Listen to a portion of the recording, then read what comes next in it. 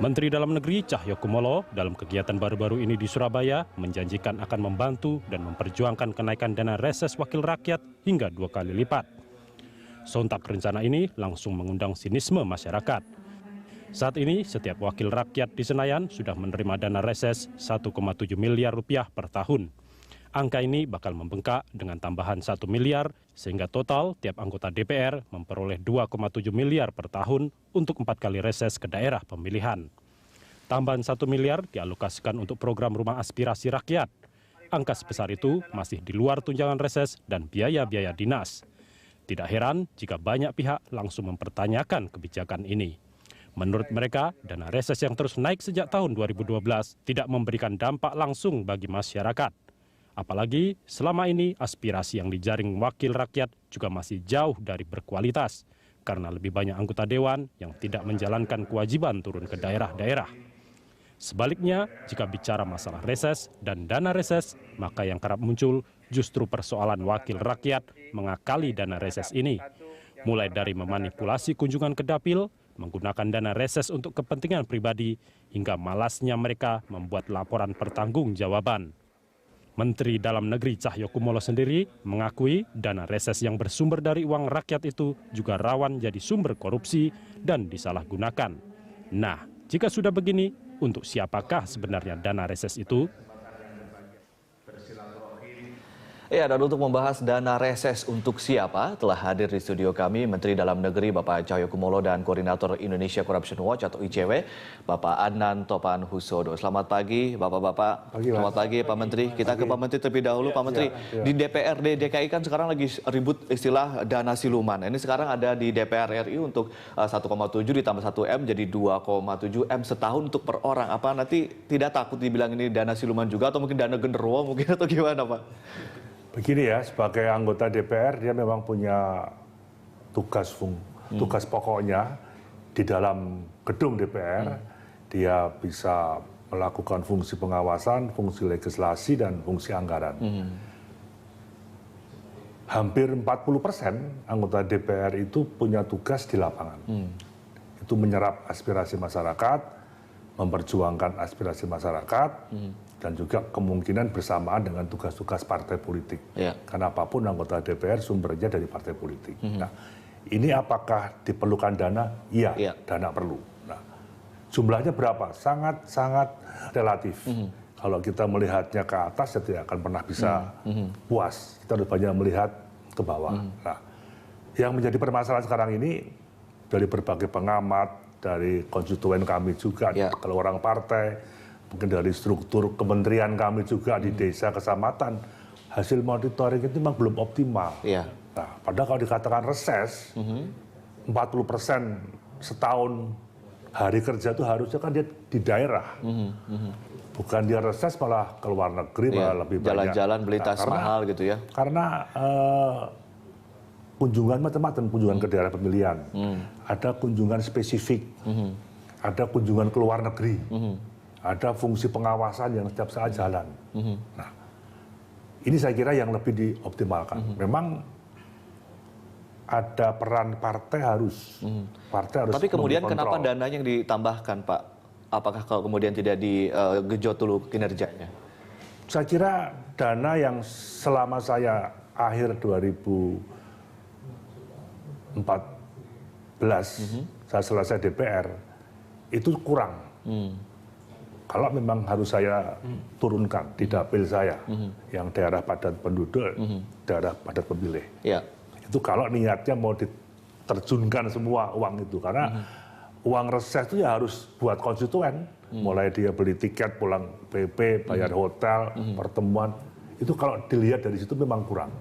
Nah, sekarang mau menambahnya kan apakah menambah jumlah uangnya, atau menambah frekuensi resesnya.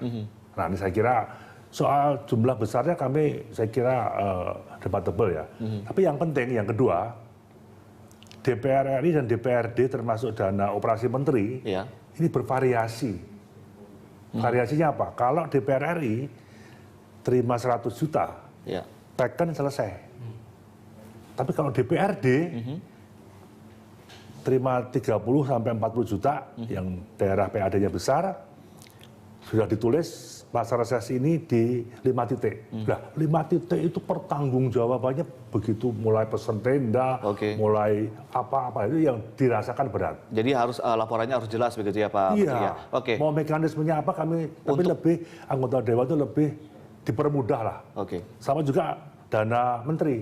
Sampai menteri kemarin kena KPK kan juga jelas. Kami cek, saya dapat uang untuk sehari-hari. Saya tanya ke KPK mana yang boleh, mana yang tidak. Pak Menteri, ini yang kemudian mengusulkan isu kenaikan ini siapa? Legislatif kah atau justru dari eksekutif kah, dari pemerintah kah? Saya kira itu ya legislatif. Dari legislatif. Kan kita setiap tahun ada pembahasan anggaran. Ya win-win lah, ada bargaining kalau saya kira wajar. Di dunia manapun pasti itu wajar. Tapi yang penting bagaimana uang itu memang betul-betul mencapai sasarannya. Seperti ICW, seperti media, seperti pengamat apapun harus menyoroti ini.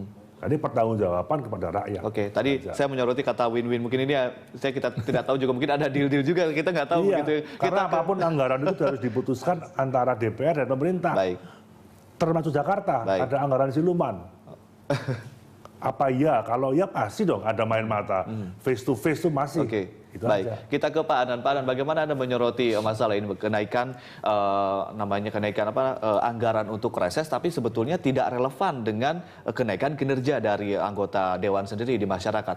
Apa komentar Anda? Saya kira ini yang menjadi masalah klasik ya, politik di Indonesia, di mana isu mengenai anggaran itu seringkali tidak nyambung dengan performance. Dengan kinerja wakil rakyat, kinerja eksekutif, dan ini akan selalu terus terjadi jika tidak ada perubahan yang signifikan untuk mengevaluasi secara lebih serius apakah selama ini misalnya program-program reses yang dilakukan oleh anggota dewan, baik yang di pusat maupun di daerah, itu sudah memenuhi asas-asas dan kebutuhan real yang dihadapi oleh masyarakat yang menjadi konstituen mereka.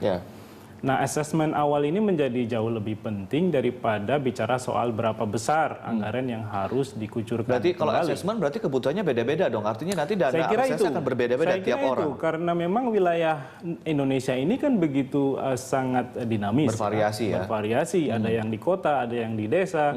Dan kalau wakil rakyat yang ada di kota tentu saja saya kira akan jauh lebih mudah menjangkau konstituennya daripada yang di tingkat desa misalnya. Apalagi kalau kita mengacu kepada daerah yang sebesar Papua dan juga di mana di situ ada ada infrastruktur yang masih sangat lemah. Saya kira itu juga membutuhkan effort yang lebih ukuran sendiri ya.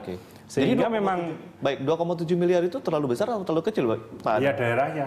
Nah itu saya kira kembali lagi tergantung daerahnya. Akan tetapi sebelum ada persetujuan atas kenaikan itu semestinya ada asesmen awal untuk melihat indikator-indikator yang akan dipakai juga nantinya untuk mengevaluasi kembali apakah anggaran yang naik ini sebenarnya cukup signifikan untuk mendorong kemajuan dari kinerja misalnya tahun depan.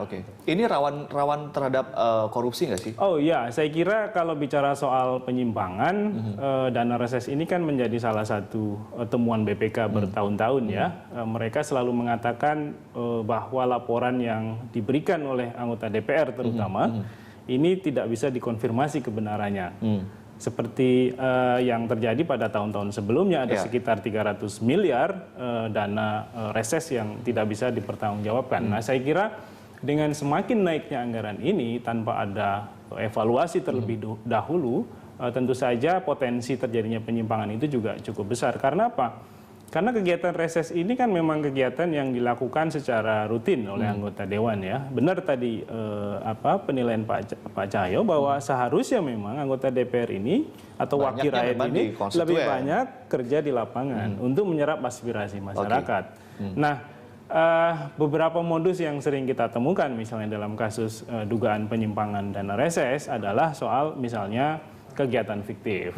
Jadi mereka klaim sudah melakukan kunjungan, tapi ternyata sebenarnya tidak ada kunjungan berapa sama persen sekali. dari semua anggota DPR yang melakukan itu kira-kira dari ICW? Mungkin ada temuan kita tidak memiliki angka yang pasti soal itu ya, karena anggota DPR sendiri kan berjumlah hampir 500 lebih ya. Kemudian juga belum lagi anggota DPRD. Tapi saya kira temuan BPK itu bisa menjadi indikator lah, bagaimana sebenarnya praktek penyimpangan itu terjadi. Dan ini harus menjadi concern juga pemerintah. Baik, kita ke Pak Menteri lagi. Pak Menteri, Anda juga di Surabaya mengatakan bahwa ini rawan korupsi. Nah, kalau misalnya ini rawan korupsi, lalu juga kemudian dari ICW juga mengatakan demikian, kenapa pemerintah kemudian juga menaikkan anggaran untuk reses ini? Partai politik kan harus mengontrol kadernya. Satu. Para pengamat juga sama, para BPK juga akan meneliti juga. Nah, kalau ini bisa dengan baik, ini akan sangat bagus. Karena apapun ya, partai politik itu kan sumber kader. Dalam sistem rekrutmen kewirausahaan nasional itu lewat partai politik. Mengawali dengan baik, apa indikatornya? Apakah kemudian sekarang bisa jaminan apa yang kemudian orang masyarakat luas menilai ini mengawalinya dengan baik? Kembali ke diri kita. Satu. Yang kedua, adakah mungkin sistem yang kemudian baru yang diterapkan oleh partai politik harus menerapkan sanksinya. Ini setiap reses anggota DPR RI-nya datang nggak ke konstituen, menyisihkan nggak sebagian uang reses itu untuk konstituennya, untuk kegiatannya dan untuk partainya. Sejak awal kami dipotong, sudah itu. Nah, makanya kami berpikir ke depan ini ya memang bagaimana ada pembiayaan partai, ada dana abadi partai. Kalau ada oknum partai atau elit partai atau partai menyimpang yang bisa termasuk dana reses itu komponennya ada untuk partai juga, Pak? Pasti otomatis dong. Pasti otomatis dong. Ya, kemudian orang partai kan bagian dari konstituen. Pak Menteri, kemudian orang kemudian berpikir bahwa jangan-jangan ini deal-dealan antara KIH dengan KMP di DPR. Nanti kita akan lanjutkan setelah jeda yang satu ini. Dan pemirsa tetaplah bersama kami di Dialog Jurnal Pagi.